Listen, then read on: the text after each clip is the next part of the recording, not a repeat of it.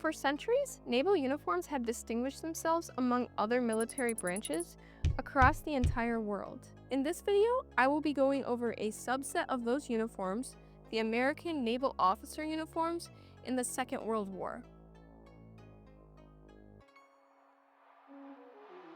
I will be discussing all of the articles of clothing as they are seen in each uniform variant and displaying them alongside pictures to help you understand how to build a uniform that an officer of the Navy would wear. The first uniform that I'm going to be going over is the full dress uniform. There were several variants to this full dress uniform. I'm first going to talk about the full dress A. The first and most distinctive clothing article in the full dress A is the frock coat. This coat had 10 total buttons, 5 on each side, and was worn with the bottom 4 buttons buttoned, along with other articles of clothing surrounding the coat. One of these articles of clothing are the epaulettes. This was how commissioned officers distinguished their rank for the specific uniform. The rank insignia and the anchor of the Navy would be placed in the center of the epaulette, so that rank could be determined by looking at the epaulette.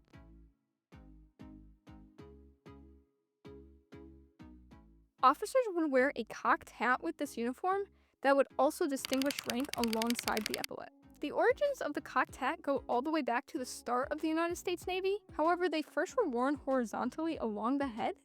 During World War II, officers would wear this hat so that it pointed forward to the front of their head. This was also another mechanism of distinguishing rank among officers. Lower officers had a thinner gold wing, and as the ranks grew higher, more of those gold fringe touches were added to the cap.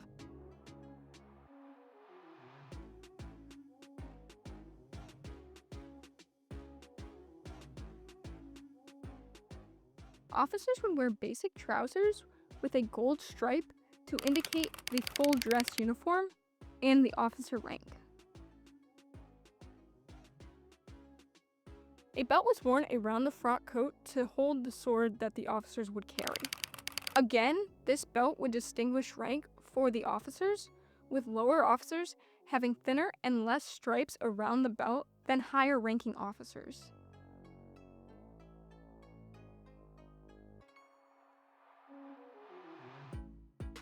The last piece of this uniform is the sword. Officers would wear the sword through their belt as they wore this uniform.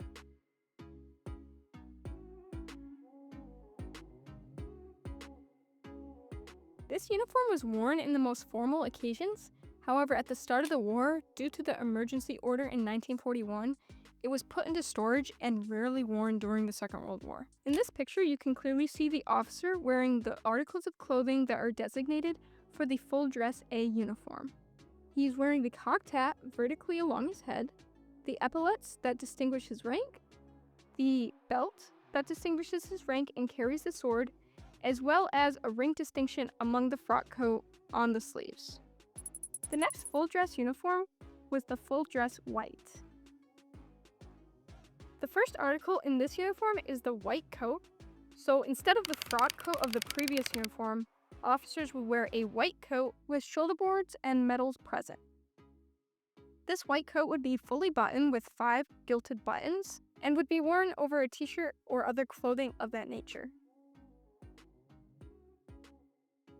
With this uniform was the white service trousers, again replacing the darker trousers of the dress blue with a lighter version of those trousers and no stripe to go along with it. These trousers would be made out of the same material as the white coat. The headgear for this uniform was the white cap. Again, this cap would be a display of rank for officers based on what level of hierarchy they were at. Each level of hierarchy would grow more leaves on the brim of the cap, with ranks lower than commander having no oak leaves, captains and commanders having some oak leaves, and then the flag rank officers having the most oak leaves. Again, like the full dress blue, officers would wear the belt and the sword to go along with this uniform.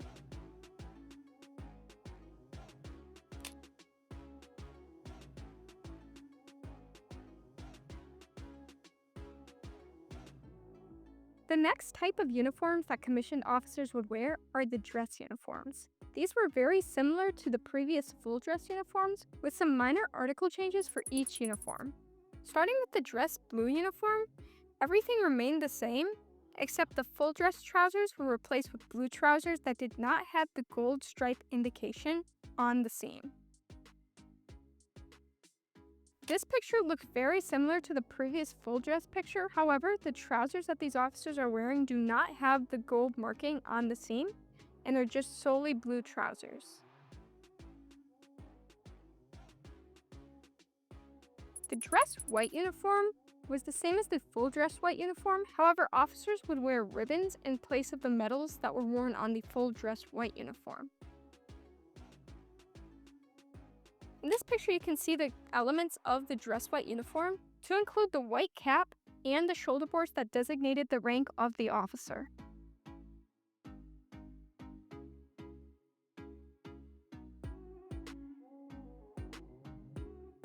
The last sort of dress uniform before we get to the service uniforms are the undress uniforms.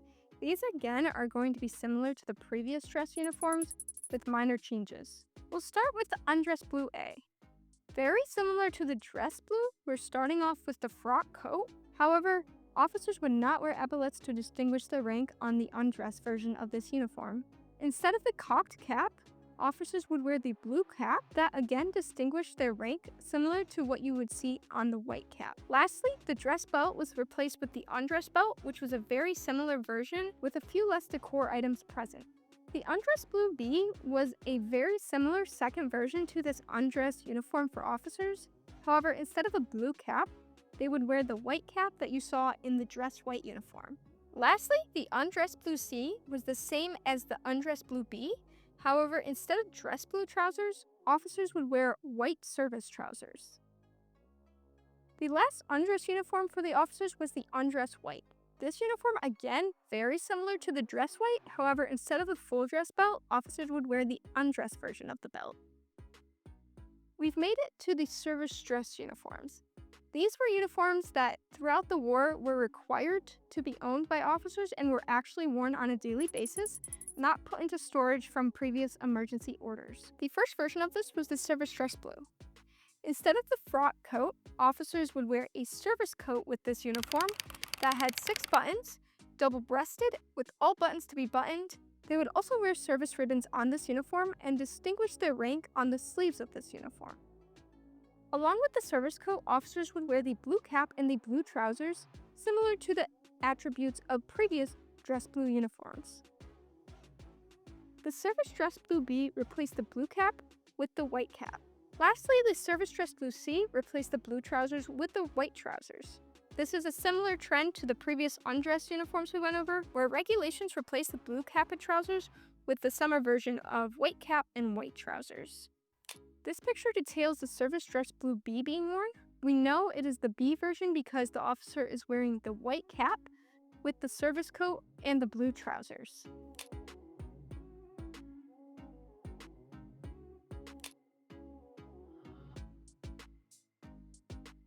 Of course, like previous uniform versions, officers were prescribed a service dress white uniform, where they would wear the white coat, the white service trousers, and the white cap.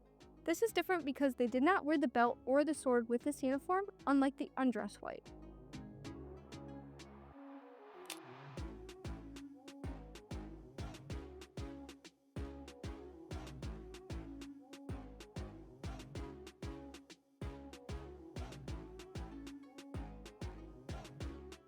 In the 1941 regulations, a new section was added to designate a working uniform for officers in the fleet.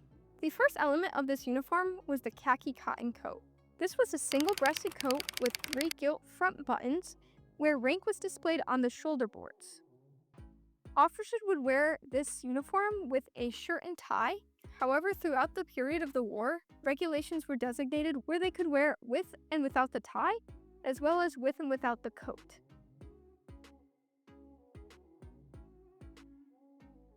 Officers would wear a khaki cotton version of their dress trousers that were of conventional cut and similar to the previous trousers, however with a different material. For the headgear, they wore a khaki cotton cap, again the exact same as the previous caps discussed, with rank on the brim of the cap.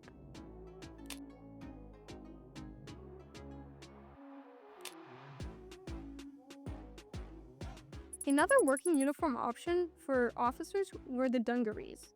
These were mainly worn by enlisted, however, in certain scenarios, officers would actually wear this uniform.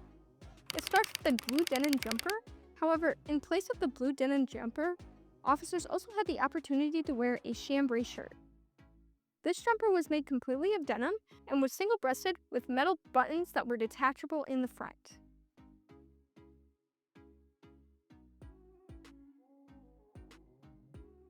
Dungaree trousers were the article of this uniform.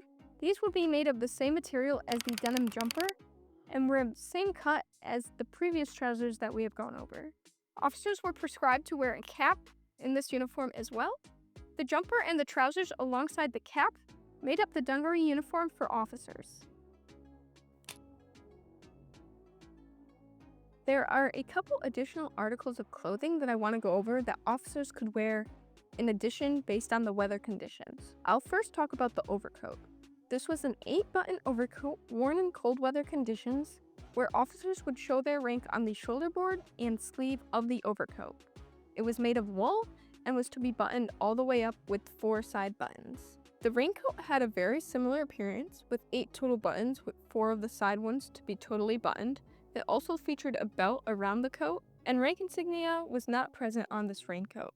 Lastly, officers had the option to wear a boat cloak over their full dress uniforms when they might be going to a specific event that's formal where they needed to wear a formal uniform. However, the weather conditions were such that they needed to protect their uniform. This was what would be worn. I am now going to go over the evening uniforms. There were a couple different variants of these, and then in each variant there were several different types. Let me first go over the evening full dress. With the type A, they would wear the cocked hat, the evening dress coat, and the white waistcoat. The type B, they wore the mesh jacket, the white waistcoat, and the white cap. With the type C, they wore the evening dress coat, the white dress waistcoat, and the blue cap.